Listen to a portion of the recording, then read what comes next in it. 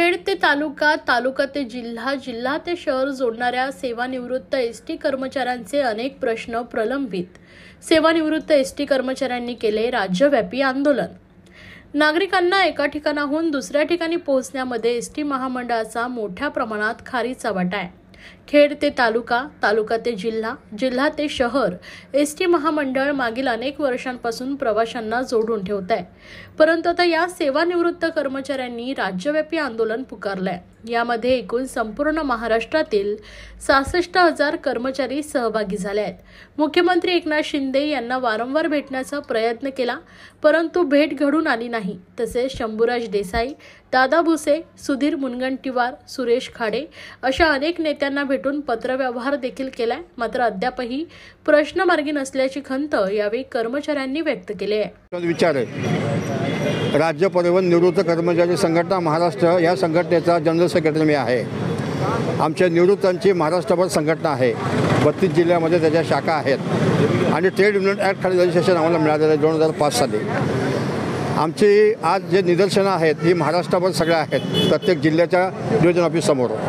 आमचे 5 जिल्ह्याचे आम्ही आझाद मैदानामध्ये नियोजित केलं होतं, परंतु जरांगेचं वादळ जे आलं त्यामुळं पोलिसांनी परवानगी दिली की तुम्ही इथं करू नका, तुमच्याकडे बघण्याला कोण होणार नाही, म्हणून आम्ही आज इथं परत डिव्हिजनला आलो आहे। आमच्या मागण्या ह्या रास्ता असं आमच्या म्हणण्याप्रमाणे आहे। आमच्या मागण्या काय आहेत तर आम्ही आज निवृत्त झालो तर आम्हाला प्रॉव्हिडंट फंडाने ग्रॅज्युटी लोकांना मिळते, पण रजेचा पगार किंवा त्याची काही देणी असतील अनपेड रक्कम ही दिली जात नाही आहे आणि त्याच्यावर ती जवळजवळ आज 2021 22 देणी बाकी आहेत। प्रत्येक निवृत्त कर्मचाऱ्यांच्या जवळजवळ 5-5, 6-6 लाख रुपये आउटस्टँडिंग आहेत।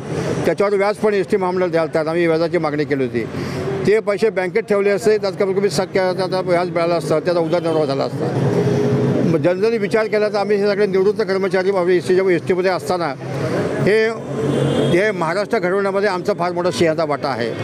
आम्ही खेडे ते तालुका जोडलं, तालुका ते जिल्हा जोडलं, जिल्हा ते शहर जोडलं, असे आम्ही सगळे कर्मचारी आहोत। 4-4 दिवसाच्या 5-5 दिवसाच्या कर्मचाऱ्यांनी ड्युट्या केल्या, उपाशीपोटी केल्या, मुलांच्या शिक्षणाला कुठं बघितलं नाही आम्ही, पण एस टीची प्रगती आम्ही बघितली। आशिया खंडामध्ये 1 नंबरची त्यावेळी वाहतूक संस्था होती।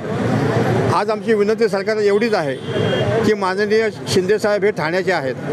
आमचे दिघे साहेब तेव्हा ठाण्याला असताना आम्हाला केव्हा कांच्यावर अन्याय होऊन दिला नाही, आम्हाला ते आमच्या मदतीसाठी धावायचे। त्या मुख्यमंत्रीसुद्धा आमच्या मदतीसाठी धावतील। आम्ही गेल्या 2022 पासून साहेबांना भेटण्याचा प्रयत्न करतोय, पण दुर्दैवाने आमची भेट होत नाही।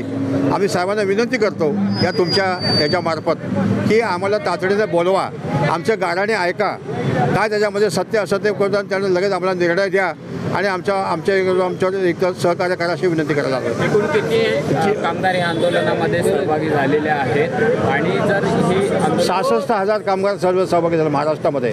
आमचे 66,000 मेंबरशिप आहेत आणि त्याच्यापैकी सगळेचे सगळे लोक ज्येष्ठ नागरिक आहेत। जे वयाचे 75 वर्ष ते कदाचित येऊ शकले, पण प्रत्येक जिल्ह्यामध्ये हे आंदोलन होणार आहे आणि आज आमच्या ठाण्यामध्ये आम्ही केलं। अजून लोक येत आहेत मुरबाड, ठाणा, बेळावरून लोक, पण जी आता तुमच्यासमोर आहेत ते तुम्हाला दिसत जातात। पण संपूर्ण महाराष्ट्र माझ्या अंदाजाप्रमाणे 40 ते 50, 60,000 मेंबरशिप आमची आज या आंदोलनामध्ये सहभागी महाराष्ट्रामध्ये होईल। मागण्या जर पूर्ण झाल्या नाही किंवा या आंदोलनाची दखल आता आमचं नगरमध्ये वार्षिक सभा आहे फेब्रुवारी महिन्यामध्ये, आमची ऑडिट झाला आहे। आम्ही आमच्या संघटनेचं ऑडिट करतो डिसेंबरमध्ये आणि तो ऑडिट रिपोर्ट आम्ही महाराष्ट्राचं आपले ऑडिटर रिपोर्ट असतो तो आम्ही उपप्रबंधकाला सादर करतो आणि तो मंजुरीसाठी आम्ही फेब्रुवारीमध्ये नगरला जमणार आहोत।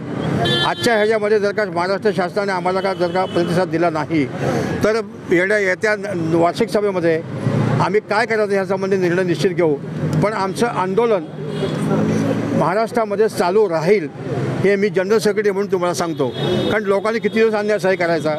2017 पासून जे पेन्शन सुरू झालेलं नाही आहे, महाराष्ट्र शासनाने सवलत दिली, मग दिल्लीचं सरकार म्हणतं महाराष्ट्र शासन कोण, आम्ही दिल्लीवाले आहोत, तुम्ही इथं येऊ नका।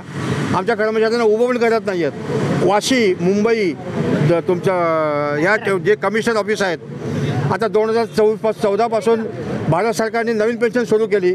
आम्हाला त्यांनी लिहून दिलं उत्तर नागरिकांनी की जोपर्यंत तुम्ही इन्स्पेक्शन चार्ज भरत नाही तो तुमचे पेन्शनचे आम्ही निकाले काढणार नाही आहे, तुम्हाला एके मिळणार नाही। म्हणजे काय झालं आहे, आई जेवू घालणं आणि बाप भीक मागू देणं अशी परिस्थिती आमची झालेली आहे। तेव्हा अशा परिस्थितीमध्ये शासनाने हे सगळे प्रश्न हे शासनाच्या लेवलला आहेत। एस टी महामंडळाला आम्ही किती ओरडलो तरी एस टी महामंडळ काय म्हणे, ठीक आहे ओरडले निघून गेले, परंतु त्यांच्या हातामध्ये काही नाही आहे. जे काय किरकोळ प्रश्न आहेत ते त्यांच्या हातामध्ये आहेत, ते सोडवा. मला MDने बोलवलं आता मी जातो निघाली 12:30 वाजता वरती.